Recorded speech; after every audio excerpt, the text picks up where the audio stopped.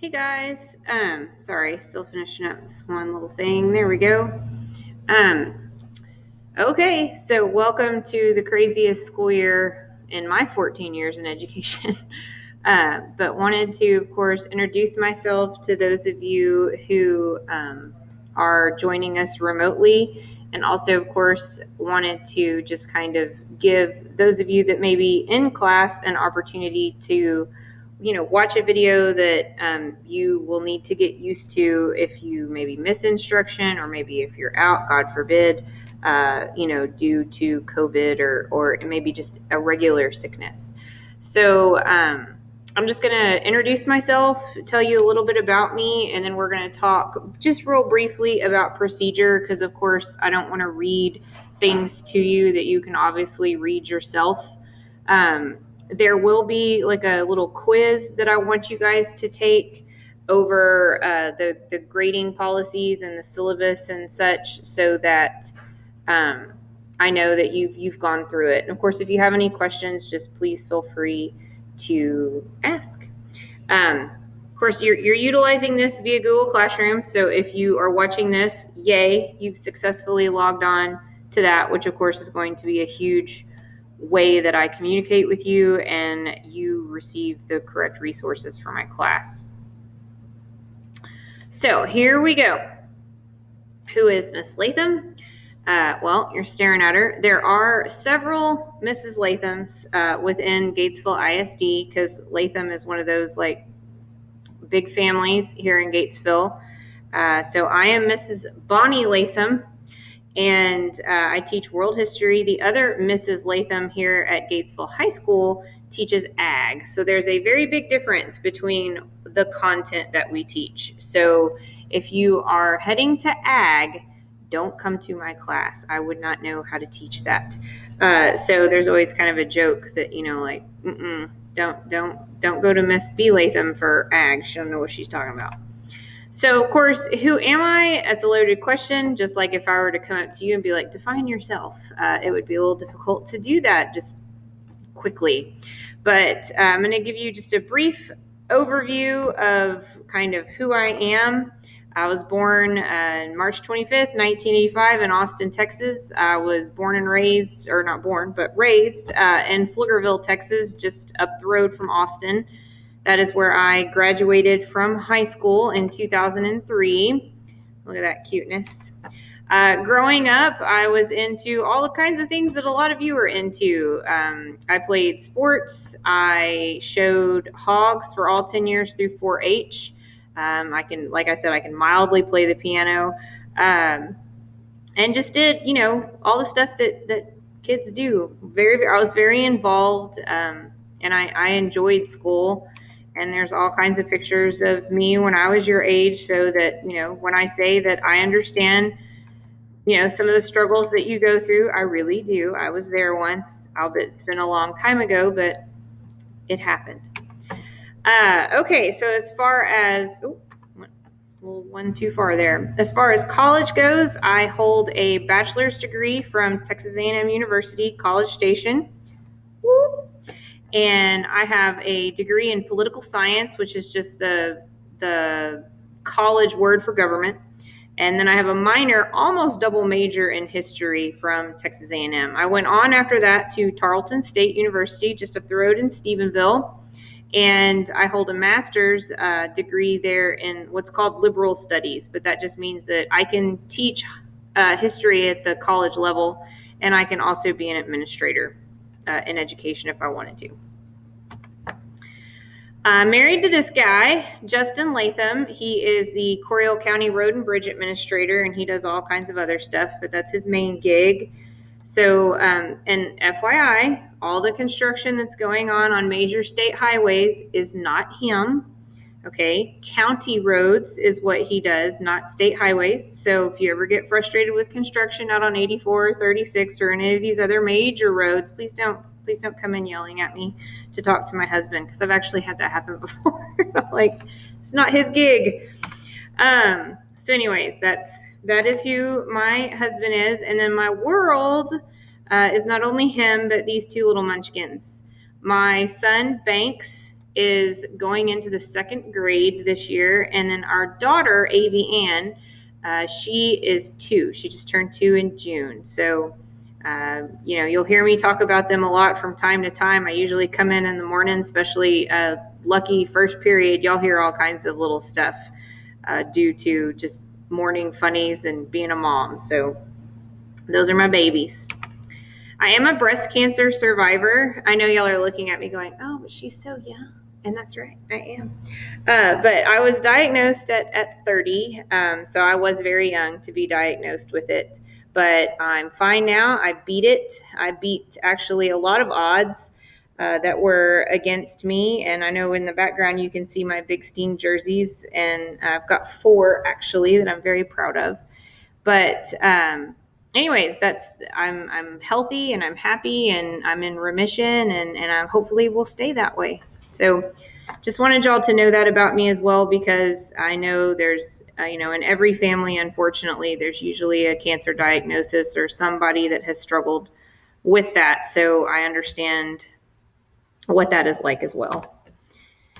And then just my family in general is a huge part of my life. My nephew actually is a senior, Hayden Ament. My niece is now a freshman, Hadley Ament. And so if you see them around, they are actually a part of my family. And anyways, I hang out with them and my friends, and I'm just a normal person. So, when you see me at Walmart or H-E-B or whatever, just say hi. Won't bite your head off, I promise. So hope you learned a little bit about me. If you, again, are tuning in from home, I look forward to the time that all of this is over and I can actually meet you in person. But until then, hi from the corner screen down here. Okay, so beyond that, what I wanted to talk to you guys about really quick is the syllabus. So you can see this just popped up on the screen. Again, I'm not going to go over this in detail because you can read, and I'm not going to sit here and read this to you. It's your typical syllabus that talks about, my expectations, kind of the golden rule type of thing. I do not allow cell phones. Used to, I had a box that I had everybody put it in. Due to COVID, we're not doing that anymore. And of course, this is more for in-person people and not remote learners. But anyways, I used to let kids charge their phones. I'm not doing that anymore either because of COVID. I'm trying to avoid any type of communal areas where germs could flourish on people's devices and people are kind of all coming to this one spot. I'm trying to avoid that. So anyways, that's kind of what all that's talking about. And again, I won't get into hallway privileges and things like that because this is, I know most remote learners are going to be watching this. Now, attendance for you remote learners is important for you to understand. Every single day, you have to prove engagement in every single one of your classes. You should be hearing this, not just from me, but from every single teacher. And so for me, that engagement is going to be a daily bell ringer. This is not only for a grade, but guys, you remote learners, this is your attendance check. Okay, I've got to get in either at the beginning of the next day because they'll always be due at 11:59 p.m. The day that I need you to do it. And I'll go in the next morning, check to make sure that you've done it. Okay, check they were here, and check they did it for their grade. So that is a very important piece for you remote learners. You need to be on the lookout consistently every day on Google Classroom for those daily questions, and that are going to be the bell ringers for all of you in-person learners. Same goes for late work for remote learners and in-person learners. You will have now the bell ringers. That's a different story, guys. That's a you do it that day, or you're either counted absent if you're remote, or you don't get credit. It's a you do it that day or bust. The only way that you can get around the not doing the bell ringer is if you literally have a written doctor's note saying I was incapacitated. because this, of course, this is our accountability check from the state and all kinds of other things. So it's very, very important, that daily bell ringer. As far as all of the other assignments that I'm going to have due and things like that are, of course, not the bell ringers, they're, just the additional normal instructional assignments. Again, remote and in-person learners, this is going to be the same across the board. You have 3 days after the original due date. If I don't have it after 3 days, it's 0. And then each day that it's late is a 10-point dock. So you turn it in a day late, you're starting at a 90. You turn it in 2 days late, you're starting at an 80. You turn it in 3 days late, you are starting at a 70. Obviously, the 4th day, you're getting a goose egg. So, I will always have those posted on the board in class. Like, it'll be in red, like last chance day to get this turned in will be, this Thursday or whatever it's going to be. So, just kind of bear that in mind. That's the case for not only in-person, but remote learners. So remote learners, you need to be keeping up with your due dates. Let me see. I don't ever offer extra credit. Don't ask. As it says, my philosophy is if you won't do the original work, why am I going to assign you more? That's kind of my viewpoint on it. All right. So the next thing is I have the grading breakdown. Oh, the bells are going off even though y'all aren't here yet. The grading breakdown, you can read again for yourself. I've already explained bell ringers. If you're confused about that, I have literally an example here of what that grade is going to look like for each 9 weeks.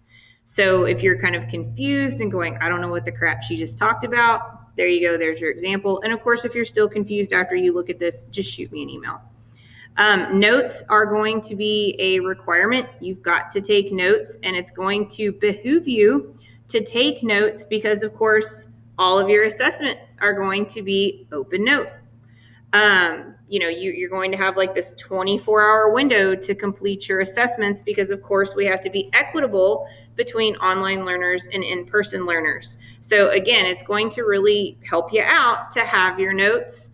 Not only in the fact that you're going to get an opportunity to acquire bonus points through them, but they're going to be hugely important towards your success in this class. Because the assessments, guys, they're not going to be like little easy multiple choice. I can go turn around and like Google my little 1-word answer and like click C.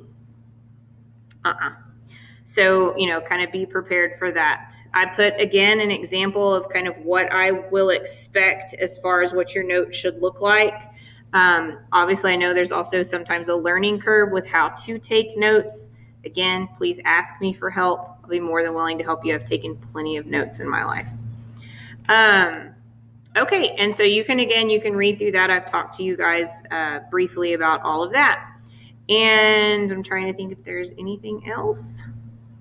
I don't think that there is. And if there is, I'll just make another video. But it was nice meeting you, kind of in a weird way. Oh, that's another thing I was going to do. Look at me. I remembered. Give me just a second. You guys that are remote, I want to meet you. I want to see your faces, and I want to, find out a little bit about you in this very weird new world we find ourselves in. So here we go. Getting to know you slides. This is what I would like for you to do. And again, I'm going to be posting this on Google Classroom so that you can see what I'm talking about. And so you're not going, what? There will be these instructions. So getting to know you and your face. I want to see you guys. So, this takes it took me less than 5 minutes to make this. So you're going to just get on Google Slides. You're going to pull up a slide, make your background whatever you want it to that's appropriate.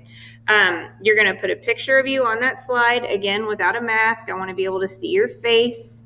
It needs to be, of course, school appropriate. The picture does. Don't have anybody else in the picture because then I won't know which one is which. Okay, then you're going to also add extracurriculars you're involved in or other things that you enjoy. If you're not involved in any extracurriculars, put down your hobbies, what you love to do, maybe where you work. So that, maybe if you work at Walmart or HEB, if I'm there, I'll look for you. So here's my little thing that I did just really quick. It's just a picture of us this summer. We went down to the beach as a family to get away for a little bit. My extracurriculars, obviously, I mean, I'm a mom, but I love to swim. I love to jog. I do a ton of canning. And then my hobbies, I'm a mom, I'm not allowed hobbies. I transport my children and do their things. And then when I have a minute, I read before I pass out on my pillow at night. And then I do love watching historical documentaries. I love history. History is not just my job. It's a passion of mine. Once y'all all give those to me, I'm going to create a classroom slideshow so that you can meet your fellow classmates and you can find out a little bit about them. It's just a cute little video from Rodgers and Hammerstein's The King and I, where she's singing to her students that she's there to teach. So anyways, I would like for y'all to do that, please. It will be due by Friday at midnight. Just share it with me. That's all you got to do. So you go up here, right here, you click share. You type in B. Latham at GatesvilleISD.org, and it will share it with me. And that's it. So now I really am done. And again, I look forward to seeing you guys eventually, and good luck.